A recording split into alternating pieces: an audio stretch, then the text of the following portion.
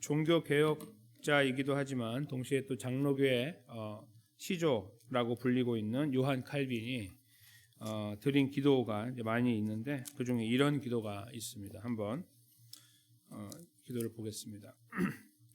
주님, 우리의 기도가 말이 아닌 삶이 되게 하시고 죄와 세상을 이기는 능력 있는 기도가 되게 하소서.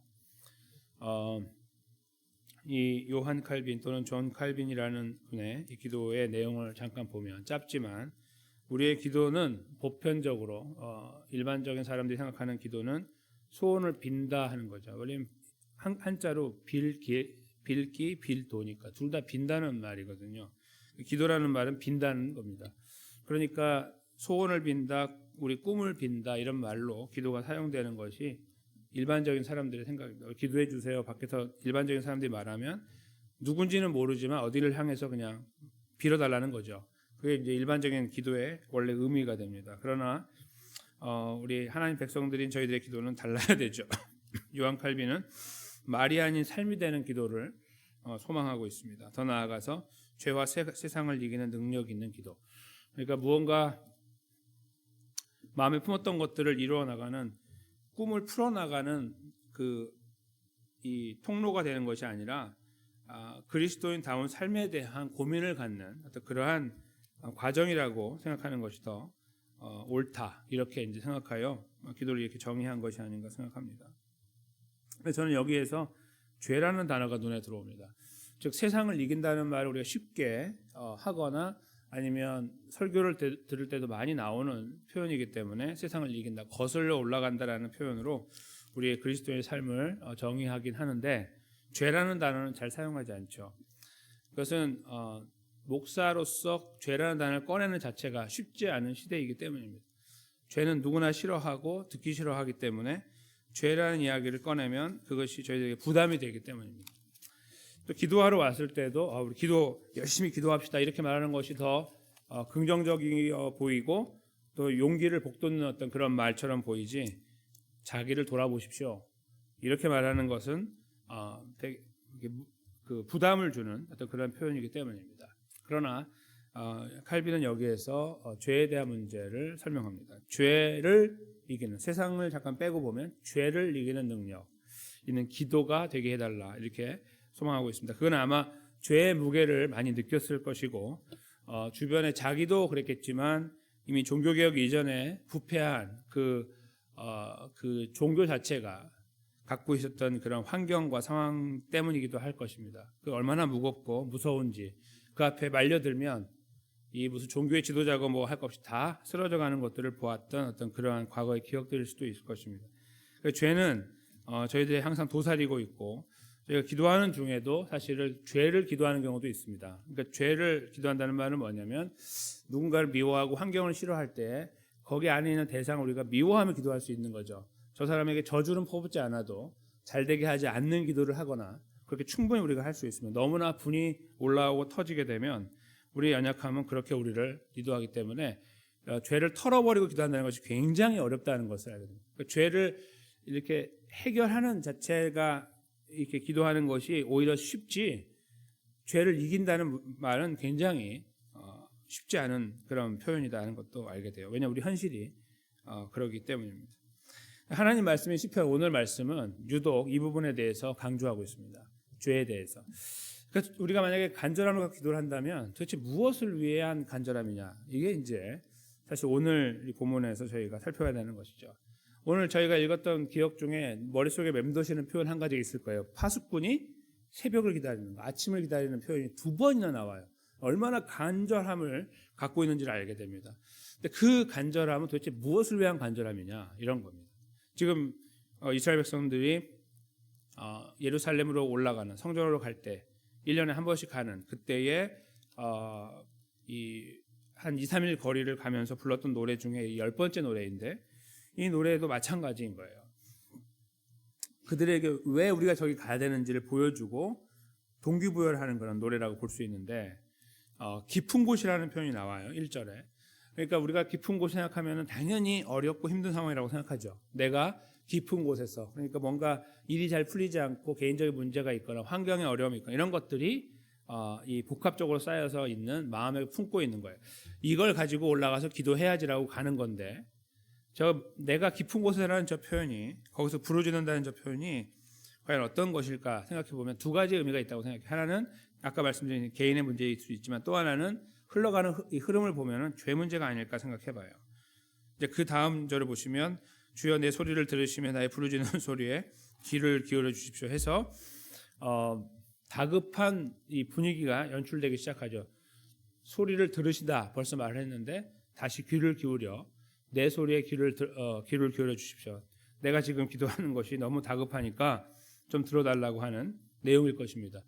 저희가 수요일에 기도할 때 항상 그런 표현을 하죠. 급하고 중요한 기도라는 제가 저희 개인 기도를 드릴 때 그렇게 표현합니다. 그러니까 우리 안에 있는 급하고 중요한 일을 기도할 때는 저희가 눈만 감으면 떠오릅니다.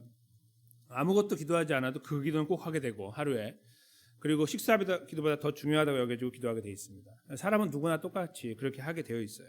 그것이 바로 여기서 표현하고 있는 저 내용일 수 있는데 그것은 개인의 간절함을 담는 것뿐만 아니라 개인의 연약함도 담고 있는 것일 가능성이 많다는 거예요. 그 정도로 간절함을 갖고 있는 거예요. 자기 죄에 대해서. 왜냐하면 3절부터 이제 그 내용이 나오죠. 만약에 우리가 죄의 문제를 가지고 하나님 앞에 선다면 우리가 어떻게 하나님 앞에 설 수 있냐라는 강력한 질문입니다.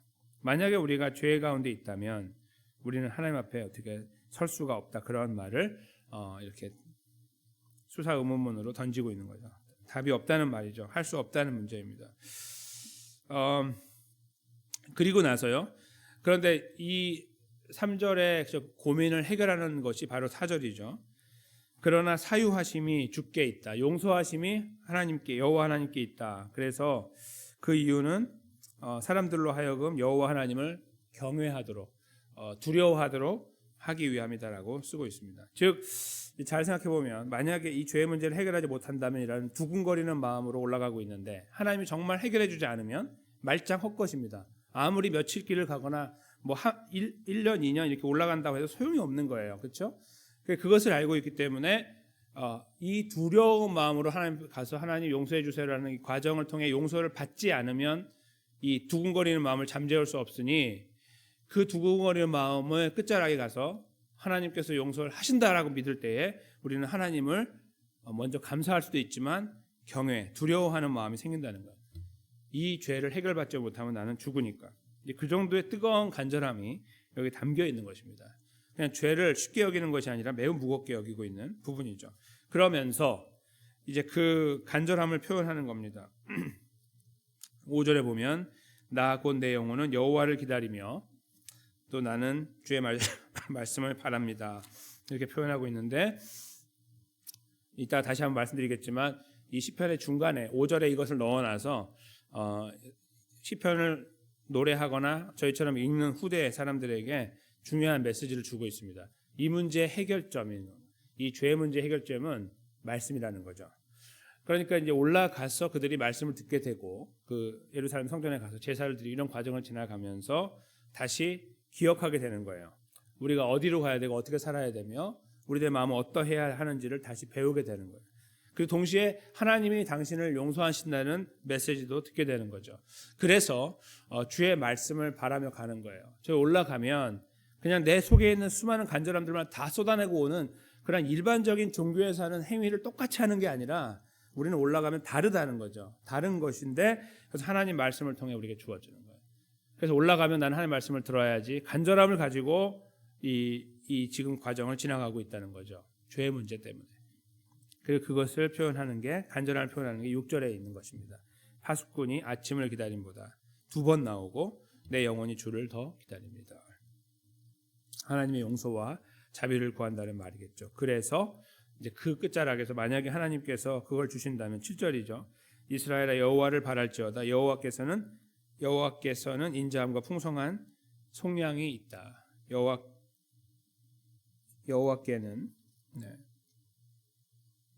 여호와께서는 인자하심과 풍성한 속량이다. 여기 인자하심이라는 말은 이렇게 너그럽고 얼굴이 이렇게 자비하게 보이는 그런 모양이 아니고요.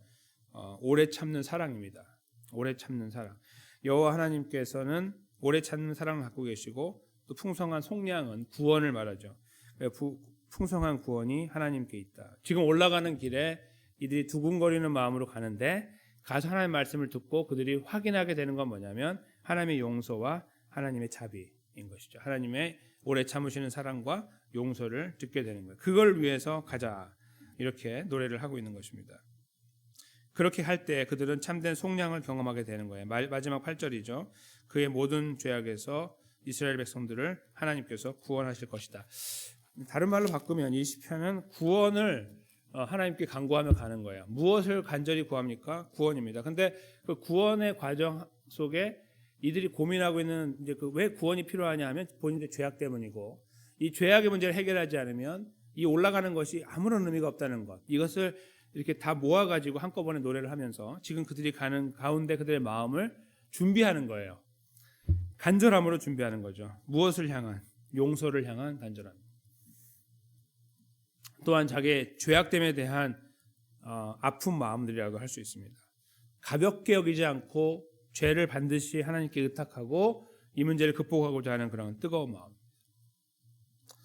저희가 오늘 이 새벽에 간절함을 가지고 이 자리에 달려왔습니다. 우리는 여기서 간절하게 기도를 드릴 것이죠. 우리가 기도할 바가 무엇인지를 알고 있고 우리 마음속에 순서들이 있습니다. 우리 그걸 가지고 하나님 앞에 기도하며 나아갑니다. 그 기도의 바로 시작점에서 어쩌면 저희는 이 시편 130편을 기억해야 됩니다. 그 간절함은 무엇을 위한 것인가를 살펴보고 혹시 우리들의 가슴을 치는 일이나 죄악의 문제 때문에 우리를 계속 사로잡아서 우리가 자유롭지 못하게 만들고 우리들의 생각조차도 자꾸 벗어나게 만드는 올바른 길에서 벗어나게 만들고 그러므로 하여 잘못된 기도를 하게 만드는 혹시 그러한 우리 안에 고착되어 있는 죄가 없는지도 돌아봐야 됩니다. 우리는 그 부분을 넘겨서 거론하기 싫고 다루기 싫어 넘어가면서 기도하는 것은 잘못된 기도라고 보시는 것이 정답입니다. 오늘 시편 기자가 그걸 고민하고 있는 겁니다. 이게 없으면 안 되는데 이 사유하심이 없으면 용서가 없으면 안 되는데 라고 하여 아파하는 간절함을 가지고 있는 것이죠. 저는 이 간절함이 우리 안에서 해소가 될 때마다 기도하는 순간에 이 간절함을 우리가 정면 돌파해가지고 들어가면서 하나님께 용서를 구하고 이 문제로 씨름하는 모습을 가질 때에 다른 기도의 제목들까지 우리는 한꺼번에 충분히 넉넉하게 기도할 수 있다고 생각합니다. 그러나 이것을 남겨놓고 이쪽에 가서 기도하면 이쪽 한쪽이 굉장히 허전하고 우리의 감각도 그렇고 느낌도 그렇지만 하나님은 당연히 그 기도에 대해서 가치를 두지 않으시겠죠. 너 죄부터 해결하고 와라. 너 죄는 어떻게 될 거냐. 이렇게 우리에게 물어보실 거라는 겁니다. 그것이 저희가 우리 연약함을 하나님 앞에 내어놓고 하나님의 그 오래 참으시는 사랑과 자비와 또 은혜 그걸 통해 받는 구원 다시 회복하심을 추구해야 되는 참된 이유가 되는 것이라고 믿습니다. 오늘 저희는 이 자리에 기도하기 위해 왔습니다. 예수님께서 이것을 강조하셨어요. 죄에 대해서. 한번 잠깐 마태복음을 보겠습니다. 제가 읽겠습니다. 우리가 우리에게 죄 지은 자를 사하여 준 것 같이 우리 죄를 사하여 주시옵고. 이거는 예수님이 가르쳐 주신 주님 기도 안에 들어있는 겁니다. 이 기도는 반드시 이건 해야 된다는 거죠. 이걸 놓치면 놓치는 거다 이거예요. 이 아이템은 다 들어가야 돼요. 기도할 때. 이게 완벽한 기도이기 때문에. 근데 저희가 혹시라도 이 부분에 대해서 우리 마음이 어떤지도 살펴보라 하는 부분에서 오늘 하나님 말씀도 시편도 그렇지만 예수님께 다시 한번 정리를 해주신 거예요. 이것이 기도다라고. 우리 안에 이러한 간절함이 살아나서 도대체 무엇 때문에 간절합니까 할 때 우리의 연약함 때문에 자꾸 하나님 앞에 범죄하고 스스로 그것에 고착되어 있는 모습을 갖고 있음에도 아무렇지 않게 걸어가는 저 자신이 많이 힘듭니다라는 그러한 간절함 그런 것들이 우리 안에 움직여야 되지 않을까 살아있어야 되는 것이 아닌가 생각합니다. 동시에 저희가 함께 읽으려고 하는 빌립보 4장 6절 7절 말씀처럼 우리는 그럼에도 불구하고 이 아침에 이 우리 연약함들을 점검하고 하나님 앞에 나아가면 하나님께 담대하게 모든 것들을 알아야 됩니다. 예수님의 이름으로.